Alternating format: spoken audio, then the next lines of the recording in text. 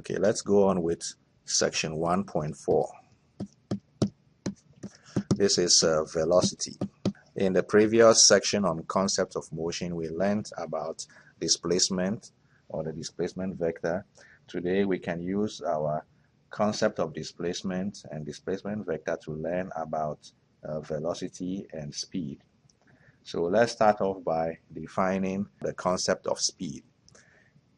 So when we talk about speed, speed is the rate at which an object's distance changes with time. So we can talk about the average speed of an object, and that is equal to the distance covered divided by the time taken to cover that distance. The unit of speed is meters per second in the SI system, and this is represented as m over s. So we use the letters m over s to represent speed in the SI system. And speed also is a scalar quantity. So speed is a scalar. For example, if an object covers 10 miles in 30 minutes, then we can say the object speed is 20 miles per hour. So for example, 10 miles in 30 minutes gives us a speed of so we can write average speed equals 10 miles divided by 30 minutes. And let's convert minutes into hours. So 30 minutes is half an hour. So we can say 30 minutes is 0.5 hours. Therefore, average speed is equal to 10 miles divided by 0.5 hours, and that's equal to 20 miles per hour. Then the next idea we talk about is velocity. Velocity is a lot like speed. It's just that velocity is a vector quantity and speed is a scalar. So when we talk about velocity, we are referring to the vector portion of speed. So velocity is a vector quantity, meaning that it has both magnitude and direction. Velocity has the same units as speed. So we can say the unit of velocity is meters per second in the SI system. We can define velocity as the displacement divided by time. So velocity is equal to displacement divided by time. If you recall, we talked about displacement in the previous section. So let's write velocity velocity v to be equal to displacement. So let's look at the difference between velocity and speed. So let's start off by looking first at speed, or let's call it average speed. So we shall use for average speed, let's use the letter v, average, for speed. Suppose a person walks a distance of 10 meters in 20 seconds. We can find the average speed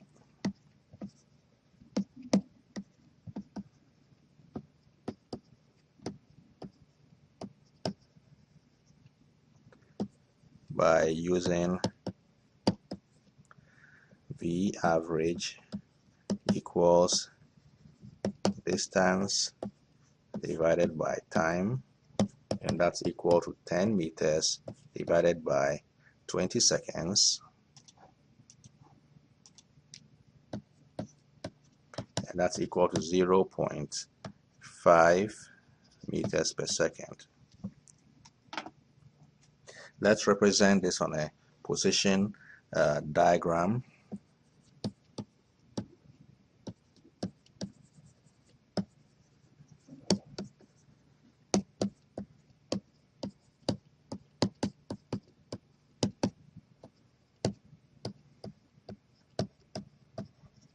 So suppose this is your coordinate system and the person walks along the x-axis a distance of let's say this is 2, 4, 6, 8, and 10. So the person walks a distance of 10 meters in this direction. in a time of 20 seconds. So we found the average speed to be 10 meters per second. So let's say the time interval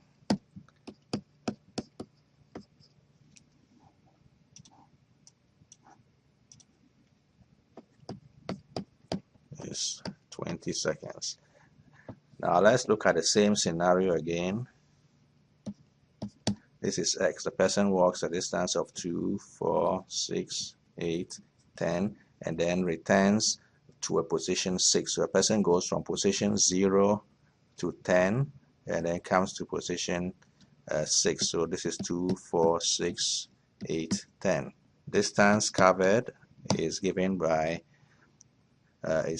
14 meters. Okay, so the person goes from 0 to 10 and then goes back to 6. So the distance covered is 14 meters. Okay, if this happens, if this distance is covered 20 seconds, then average speed is equal to 14 meters over 20 seconds, and this is equal to 0.7 meters per second. Let's look at how this is different for velocity. So suppose a person, so let's say for velocity, or we can let me summarize it. So this means that the object's distance is how far they've traveled. So we can say that when we calculate speed, we use the total distance covered divided by the total time. This is different for velocity. For velocity, what we are interested in is displacement, not total distance. So displacement is how far you are from your reference position. So let's look at the example we've been using for speed again. So this time we're going to talk about velocity. Suppose an object moves like this. This is 2, 4, 6, 8, 10. So an object moves to position 10 and then ends up at and then comes back to position 6. So this is the start position and this is the end position. So we can say suppose object moves from a start position and ends up at end position in 10 seconds. We can identify the distance traveled and the displacement. So we can say the distance traveled by this object is going to be 14 meters. So distance traveled is 14 meters and displacement is going to be 6 meters. So displacement is 6 meters. So this is the difference between distance and displacement. Distance traveled is 14 meters, displacement is 6 meters. So from that we can say average speed is equal to 14 meters over 10 seconds, which is equal to 1.4 meters per second.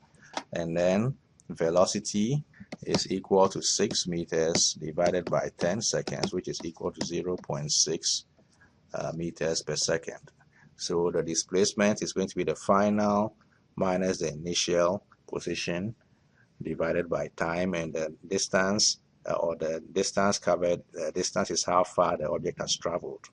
Once we've identified velocity, let's look next at linear acceleration. So we can say we use velocities to calculate acceleration. So acceleration is given in the next section, chapter 1.5. We have linear acceleration. We use a letter A for acceleration. Acceleration is a vector quantity. The unit of acceleration is meters per second squared. So it's meters per second squared in the SI system.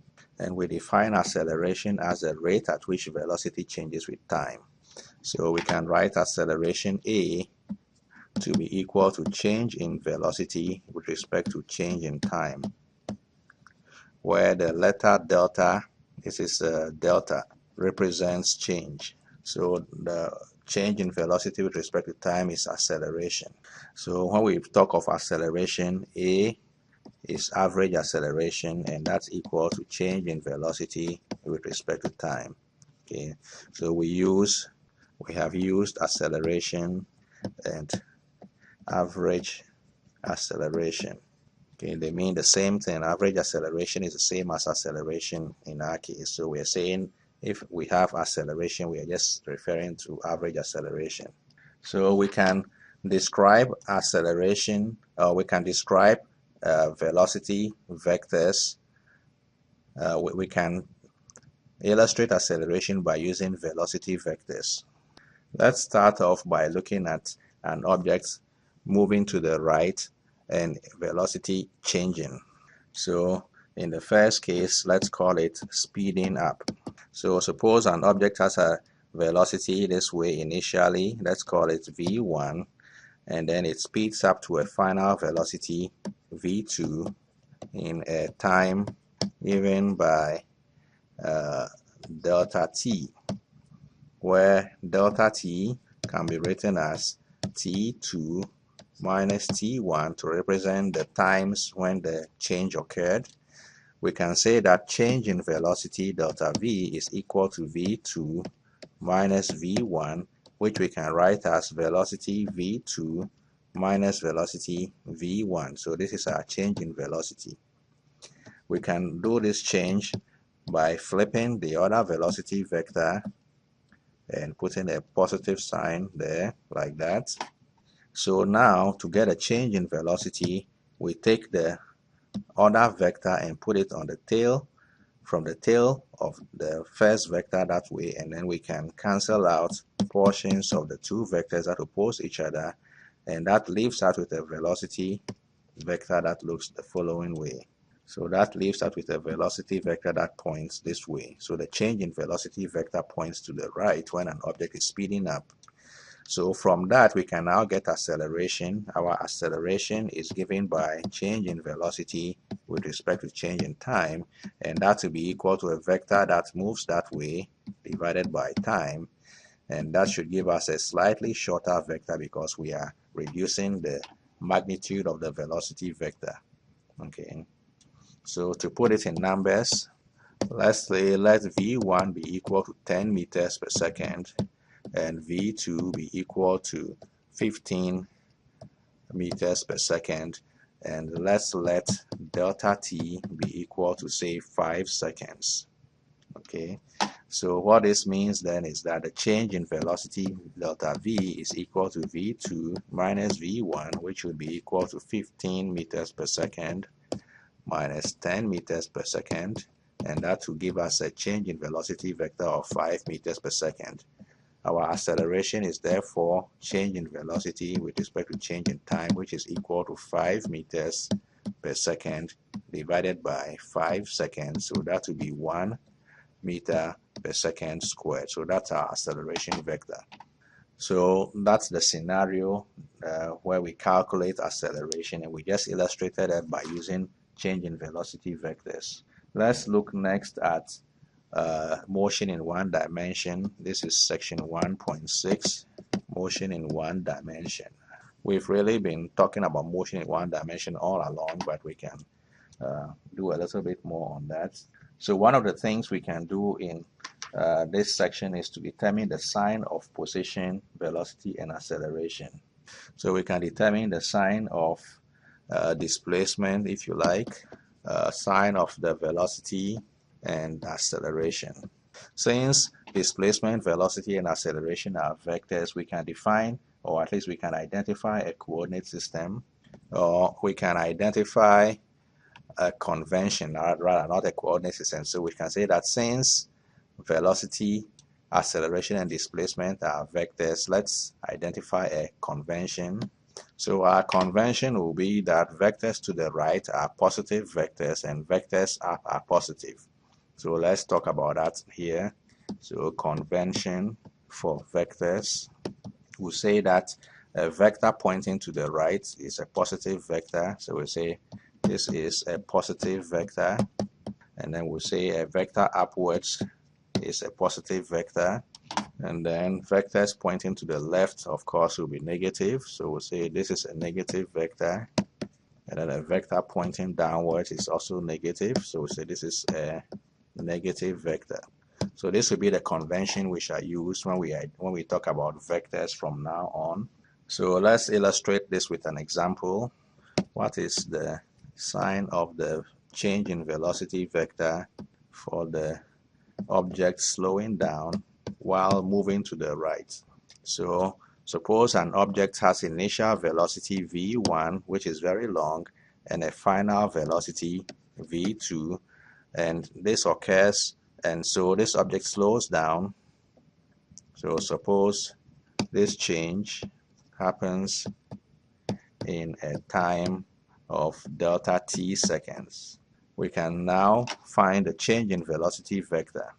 Delta v is equal to the final velocity, which is v2, minus the initial velocity v1, and in vector notation we shall say v2, which is a short vector, minus v1, which is a long vector, is written that way.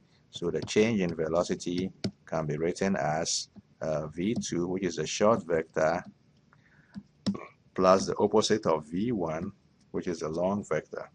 And this leads to a change in velocity vector, where we take the short vector v2 and we lay the long vector, short vector v2 with a long vector v1 next to it, and that gives us that. So we can say that the change in velocity vector is a vector that points to the left. So change in velocity is a negative vector, which is what we expect. Since the object is slowing down while moving to the right, it means that it has an acceleration that points in the opposite direction. So from here we can calculate acceleration, which is change in velocity with respect to time, and that will be equal to our change in velocity vector divided by time interval. So this change in velocity vector tells us that acceleration vector is negative. So we can conclude that the direction of acceleration is determined by the direction of the change in velocity vector. Okay, so once you know the direction of the change in velocity vector, you know the direction of acceleration. Let's draw a position time graph. Let's illustrate one-dimensional motion. Let me write it as 1D. So let's illustrate 1D motion on a motion time graph. So let's look at motion time graph. So first of all, we're looking at position versus time. Let's consider an object that moves uniformly from one position to the next. So we can say an object moves uniformly for a certain amount of time, stops for a certain amount of time, and then moves a little bit faster. So let's describe this motion. So let's look at a position time graph of an object that moves uniformly from one point to another.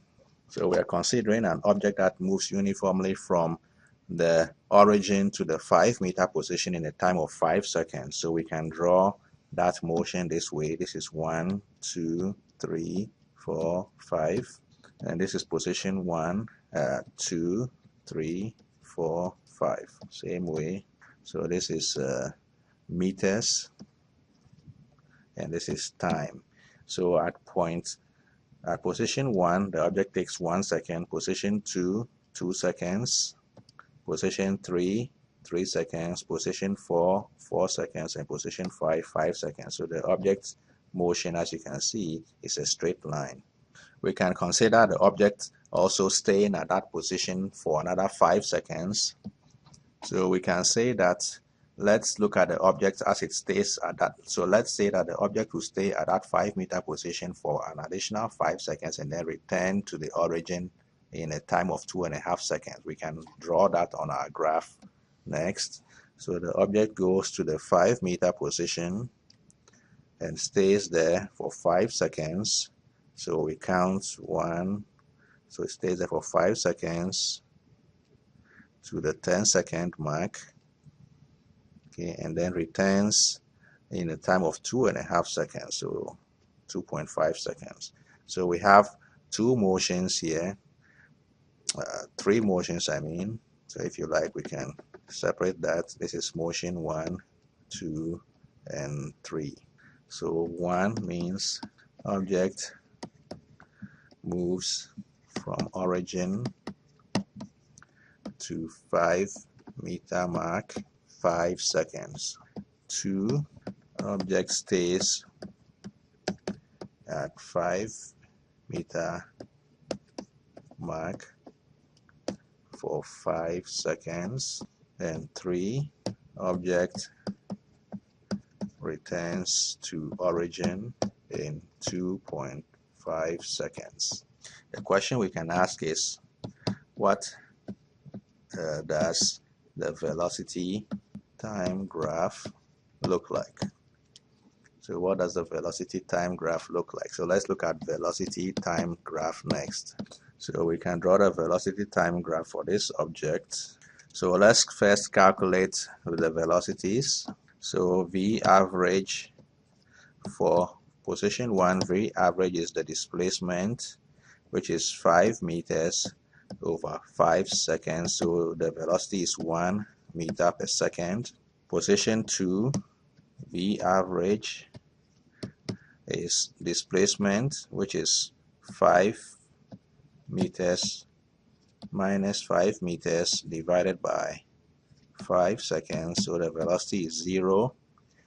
And then for position 3, the displacement V average is equal to final position minus initial position divided by delta t. So the final position is 0, initial position is 5 meters, and the time interval is 2.5 seconds.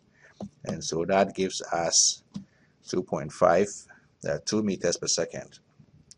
In this case, negative 2 meters per second.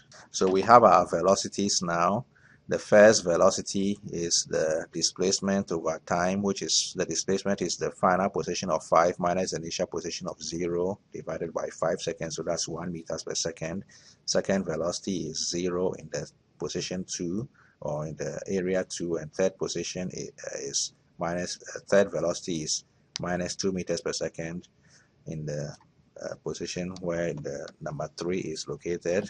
So let's draw the velocity time graph now. So this is velocity in meters per second, and this is time in seconds. So from 0 to 5 seconds, the velocity is 1 meter per second. So this is 1, this is minus 1, this is minus 2. So the first velocity is 1 meter per second. The second velocity is 0, so this is 10, and then this is 12.5. So the third velocity is minus 2. So these are the velocities. This is 1 meter, this is minus 2 meters per second, so we can go this way if you like. So these are the velocities. So this is the end of the first section on concepts of motion. We will do some examples later on using these concepts of motion when we get into section 2.